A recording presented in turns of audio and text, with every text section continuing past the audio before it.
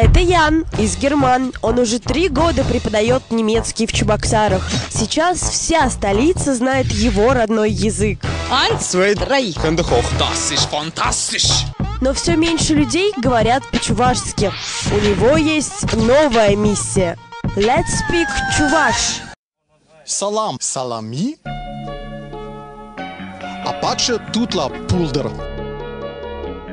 Сегодня говорим о чувашском алфавите. Он имеет 37 букв.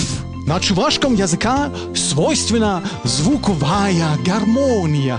Поэтому этих 11 букв в чувашских словах не нужны. В начале советского времени их брали для слов, заимствованных из русского языка.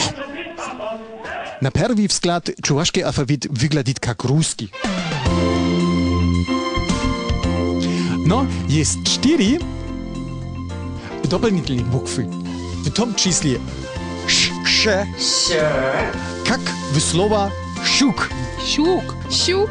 Щук. Есть о, как в слове осла. Осла. Oslo. Есть буква как в слове не. И не. Есть очень красивые коровьи рога. И есть.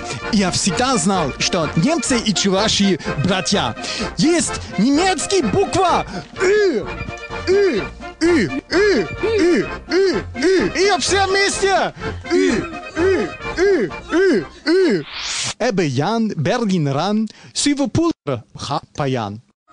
Мы сегодня изучали 4 дополнительные буквы.